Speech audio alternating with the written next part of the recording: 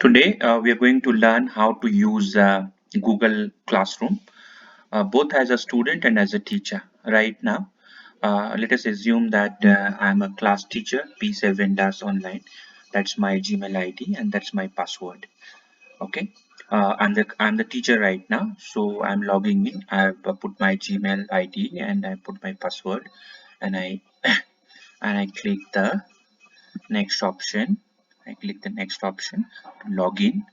Login. I have logged in now. Now I've logged in. Now I go to my classroom. Teachers, you have to go into this grid option here. Can you see the grid here? Okay, let me.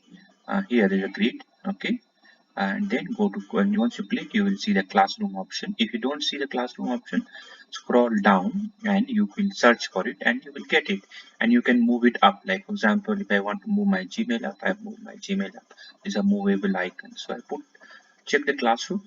I click on the classroom. Now I go to my classroom. You can see I have come to my classroom. Now if I am a teacher for science, I will only see this purple patch, okay, purple square, P7 science. If I am a teacher for English, I will see everything. I will see the bluish patch. If I'm a teacher for RE, I will see the orangish patch. Math teacher will see this one, and SST teacher will see this one. Now in the current login, since I'm the class teacher, P7 class teacher, I'm able to see all the subjects. Now suppose I want to add a new student. I want to add a new student. I will go here, say I'm a math teacher or a class teacher. I will add a new person. So I will add here. I'll go to students. I'll go to students and I will type the Gmail ID of the student. For example, let me invite another student called Ritesh Kumar Ritesh Mishra. Okay, at gmail.com. I'm inviting the student with this particular ID. Okay, this particular email ID. How do you get this email ID? The students will share with you and you can add them there. So it is confirmed with the search results. So I click on it. I click on it and then I click on invite. So now I've invited this particular student to join my class. Now you see, I will see the invite somewhere here. You see my invite is here. Kumar Ritesh Mishra has been invited. Now, invitation itself is not joining. Now the student has to log in his Gmail and accept the invite for him to become part of your class. Now, that is how you invite the students. Now, you see, how do you invite the teachers from here? For example, if you're the class teacher and you want to invite other math teachers, for example, in this one, I have Leonard, Stephen, and Simon as three teachers in P7 in this current class. And I'm the class teacher P7 does online. I can invite other teachers if I wish to. Now, going back to my classroom, P7 Math, you see again, all the classes are visible for me because I'm the class teacher. So let me work with the P7 Math. What do you do? How do you? Obviously, you want to know the forum, right? Now this one, this is your message like Facebook, right? For example, uh, you want to say P7 Math for all students. You can select only few students if you want. Okay, but I'm right now sending the message to all students. Okay, I'm sending the message to all students and say, uh, hello students, hello students. It's uh, monthly exams. Okay, monthly exams, monthly assessments are due August first week. Okay, please prepare accordingly. Okay, I'm going to send that message. Okay, begins P7 class teacher. And if I have a timetable or schedule, how the exams will be done, which paper will be done first, math, English, science, SST, I can add, create a timetable, and I can add it here, upload it in the file, and it will be put here. Okay. Right now we don't have a timetable, so I'm not putting any timetable here. But you can attach it like you attach any file in an email. Okay. And then after attaching, I post it here. I post it here. I'm posting Now this message you can see now it has come here. I had written it here. Now it has come here. This message will be available to all students, and they can read. Okay, the teacher has said that monthly assessments are due in the first week of August, so they will start preparing accordingly. And if they have timetable has been attached, then I will also get to know the timetable. That is the one part of the announcement bit. It is like a Facebook wall, right? We all know what Facebook walls are. Okay. Then how do I post assignments for the students' homework? So basically, you see, you go to classwork section. You go to classwork section, and then you create a homework. You can create a homework. For example, I can put assignment here. Assignment here. Assignment is say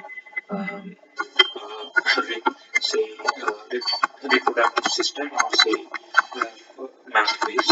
Okay, subtraction. Anything subtraction. Okay. uh, Instructions, I can put instructions. I can put subtraction 1. Okay, I can put subtraction 1. I put yeah, then I say some instructions. Kindly check backward backward and forward counting, carefully. Okay, carefully. Forward counting, sorry. uh, Carefully, carefully. Neat handwriting expected. Neat handwriting expected. Expected. And then what I do, I add the homework. I add the worksheet what I have created. I add the worksheet here. Now, let's say I have created a folder in my device. Okay. Say for example, I go to I go to I, I go to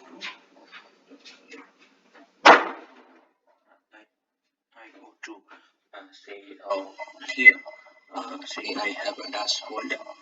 I have a task folder. I have some math homework here. So I just check my file and upload my file. Okay, my file is uploaded here. Now I click on upload. You see it is getting uploaded. My file is getting uploaded. Once it uploads, once it uploads, the students get access to it once they log in from their own own ID. Okay, so it's a big file, so it takes a bit of time. Now it is uploaded, you can see. Now I can put a you can students can view the file, or you see you can get the option make a copy for each student, you know, in case we have. Okay, then I say a due date. Due date means when the homework is expected. You can say today is 19th, so if I want them to submit it by 21st, I can put 21st, 2 days time. I can say time also. I can say that since class is at 12 o'clock, I want the assignment by say 10 a.m. so that I know everybody has done or not done. And then I want to put how many points it has. So if it has 10 points, I will put 10 points. Okay.